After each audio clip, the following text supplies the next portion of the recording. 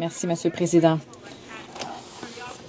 Je vous suis très reconnaissante de me donner l'occasion, pendant 10 minutes, de vous faire part de mes préoccupations sur ce projet de loi. Pour l'instant, je n'ai eu l'occasion de participer au débat que par l'entremise des périodes de réponse, de questions et observations, et je suis très reconnaissante au parti qui m'a permis de prendre la parole.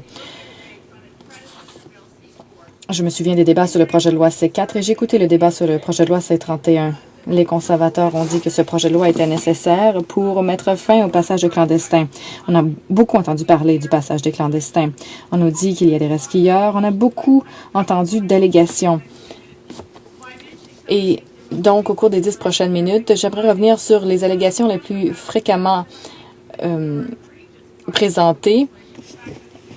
Et j'aimerais revenir sur certaines des plus grandes lacunes du projet de loi. Par exemple, je crois que cela va à l'encontre des droits de la personne et certaines parties semblent même illégales. Commençons par ce qu'on entend toujours, c'est-à-dire qu'il y a des resquilleurs, qu'il y a des réfugiés, en fait, que certains réfugiés essaient de court-circuiter la ligne d'attente en arrivant au Canada d'une façon différente. Il faut établir une distinction entre ceux qui arrivent au Canada en tant qu'immigrants, comme mes parents l'ont fait, et les gens qui arrivent au Canada en tant que réfugiés politiques, les gens qui craignent pour leur vie.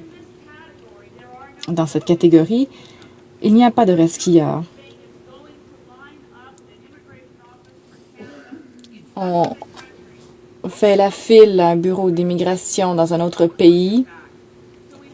Non, lorsqu'on craint pour sa vie, on s'enfuit avec rien d'autre que les vêtements qu'on porte. Ce projet de loi concerne surtout cette deuxième catégorie, donc les réfugiés qui veulent obtenir l'asile au Canada. Il est possible que certaines demandes d'asile soient rejetées. Cela ne veut pas dire qu'il s'agisse nécessairement de demandes bidons. Certaines demandes sont rejetées, même s'ils craignent véritablement la persécution. Ils n'aboutissent pas au bout du processus. Bon, notre processus a, par le passé, déjà rejeté les demandes de gens qui avaient véritablement besoin de notre protection. Il faut que ce soit clair. La grande majorité des réfugiés dans le monde, et on en compte des millions, n'arrivent jamais dans un pays industriel. La plupart des industrialisés, la plupart des migrations s'effectuent vers un pays en d'un pays en développement vers un autre. Voilà. On dit que ce projet de loi punit indûment ceux qui arrivent par bateau, notamment. On considère que c'est une arrivée irrégulière. C'est une nouvelle expression dans le projet de loi. On nous dit qu'il y a un traitement punitif pour les gens qui arrivent par bateau et que cela découragera ce qu'on appelle le passage de clandestins. Pourtant, je n'ai entendu aucune preuve empirique de cet argument. Selon le Haut-Commissariat des Nations unies sur les réfugiés, l'un des experts, Alice Edward, a dit, et j'ai eu le temps, depuis que le projet de loi a été déposé, de trouver des preuves à cet égard. Et en fait, ce que j'ai trouvé, c'est l'absence de preuves. Alors, j'aimerais vous citer les conclusions du Haut-Commissariat des Nations unies sur les réfugiés qui dit que, sur le plan pragmatique, il n'y a aucune preuve selon lesquelles la possibilité d'être mis en détention pourrait décourager quelqu'un de demander l'asile ou d'avoir recours à un passage de clandestin. En fait, si on décourage, le nombre de demandeurs d'asile s'est accru dans certains pays. Et dans les pays qui ont adopté ce genre de mesures, soit le nombre de réfugiés est resté le même, soit il s'est accru.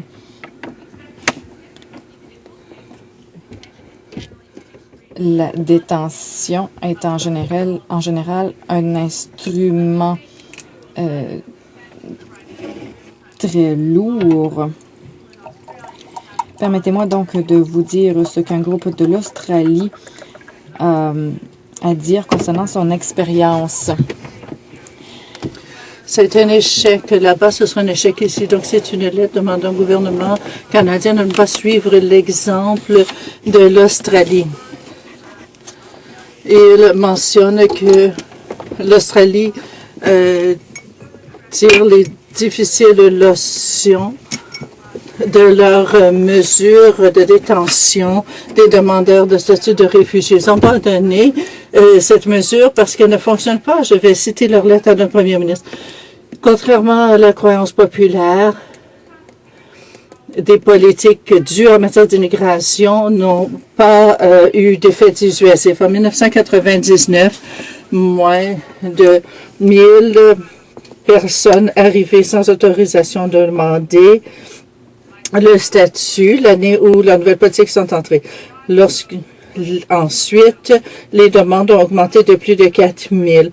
Refuser le droit des réfugiés qui ont des visas temporaires de demander la réunification fondamentale a forcé les familles des demandeurs à prendre des bateaux pour demander le statut de réfugié à leur tour. Un grand nombre d'entre eux ont péri en mer. La plupart des 288 personnes sur un navire qui a coulé étaient des membres de la famille de personnes qui avaient des visas temporaires d'Australie. On nous dit que ce projet de loi va nous faire économiser parce que les gens seront dissuadés de venir et n'auront pas accès à nos programmes sociaux. D'après l'expérience australienne, j'ai souvent posé la question à la Chambre et il n'y a pas un seul député conservateur qui a pu me dire combien allait coûter ce projet de loi. Je crois qu'on n'a pas déterminé les coûts. Donc, tous ceux venus ici par mesure irrégulières vont être conservés en détention, hommes, femmes et enfants, et même les enfants mineurs qui ne voudront pas être séparés de leur famille. Voyons ce que ça coûte en Australie. En Australie, il y a 19 centres de détention des immigrants. Et la dernière année pour laquelle j'ai trouvé des chiffres, c'est-à-dire 2011, ces centres coûtaient plus de 668 millions de dollars. Et le secrétariat de l'immigration et du statut de réfugié de l'Australie a dit le coût de la détention à long terme et les arguments en vigueur du système actuel sont convaincants. Le coût de la détention est très élevé et la récupération de la dette particulièrement inexistante. Je me demande combien de temps faudra attendre avant que les conservateurs nous disent. On nous dit que les enfants ne seront pas incarcérés comme ils l'auraient été en vertu du C4. On nous dit que les modifications vont permettre aux enfants d'aller ailleurs, on ne sait pas où. Et les enfants de 16 à 18 ans sont des enfants au terme de la Convention des droits de l'enfant, seront détenus pendant 1 an. S'ils arrivent par des moyens irréguliers. Voici ce qui se passe en Australie. Et le gouvernement de l'Australie et sa commission des droits de la personne a constaté que la détention violait les dispositions sur les droits de la personne et que ça ne fonctionnait pas. Donc, le gouvernement de l'Australie a changé de cap et a décidé de détenir les familles avec les enfants dans la collectivité. Donc, ils vont s'assurer de savoir où ils sont. Ils ne sont pas nécessairement intégrés dans la collectivité comme ils seraient s'ils avaient le droit de se déplacer librement ou de travailler. Mais ce processus de détention dans la collectivité a réduit les coûts. Le placement dans la collectivité est semblable à une libération conditionnelle. Les gens doivent se rendre régulièrement à rencontrer les fonctionnaires, mais ils sont libres. Depuis le dépôt de ce projet de loi de décision du 22 février de la Cour fédérale, dit, je cite, les preuves sont claires.